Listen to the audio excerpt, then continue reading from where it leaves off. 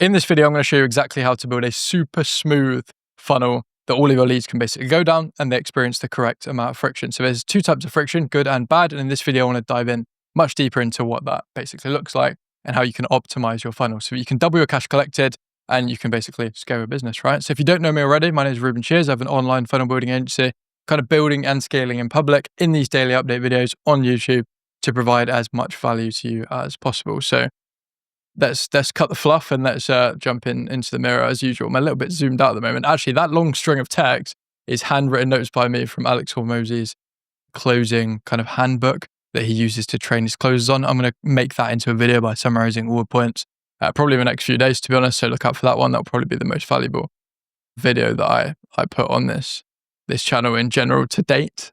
I think that'll be basically save you hours of time and help you close way more deals, right? But this video, I want to talk about the two types of friction. So before we do anything, let's define what friction is. Friction, well, if you're talking about physics, right, it's actually a resistive force. But in this case, we're talking about it reducing and restricting lead flow, whether that be in a good way or a bad way. So that leads me nicely on to my next point, which is that we've got bad friction and we have good friction, as you can imagine. Pretty simple. But varying these things in the funnel can basically directly affect how successful it is, which is why it's super important to understand this concept. And it's what we basically automatically configure for our clients. It takes a lot of the thought out of it for them and we just deliver our solution. So let's dive into actually what bad friction looks like first, which is what we've got on the right. I don't know why those numbers are so weird. I did just copy and paste that though. So this is what bad friction looks like. Long unfocused forms, right?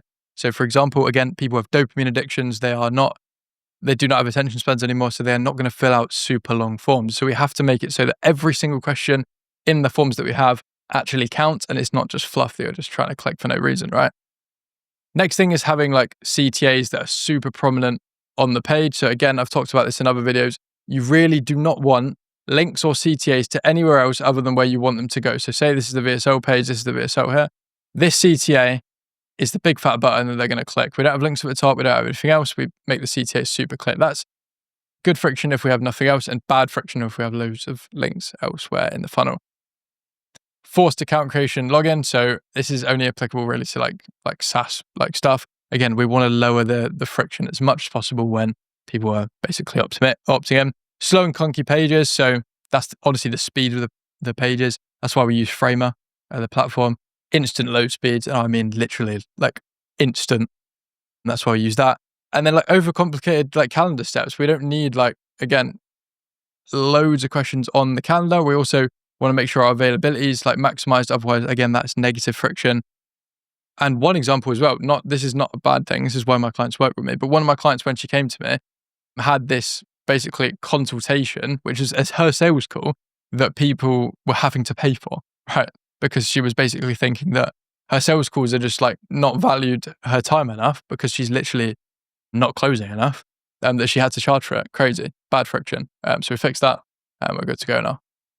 So examples of good friction: application form with smart questions. So if you know anything about our application forms, it's our BANT framework. It's budget, authority, need, and timing. It basically asks the exact questions you're going to need to know if you're going to get objections, etc. It qualifies people based on that criteria. It's also what Alex Hormozy uses.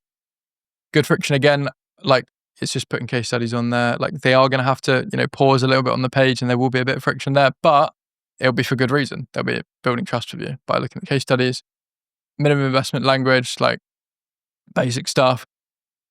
VSL, so short looms and stuff, and then mandatory calendar information. So again, making sure they've confirmed it. That's all the stuff on the thank you page that I've talked about in my previous videos as well. So yeah, quick video on friction because it's a question I get quite a lot recently. Hopefully that helps. Again, think about how you can make the process easier for the people that are actually likely to buy from you. That's the thing, right? You want to make it harder for people who are not going to buy from you, who are not qualified to actually get through the funnel. And you want to make it much easier for the people that should be actually buying from you. It should be absolutely seamless for those people. And that's exactly how you do it, right? By using those different kind of combinations of strategies.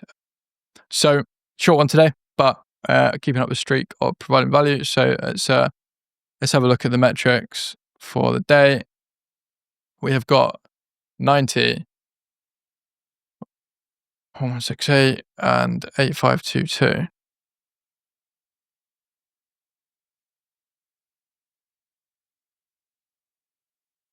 Amazing. So hopefully you got value from this video, guys. And if you want to watch another one of these videos, you can watch it on the screen there. And I will catch you in the next one.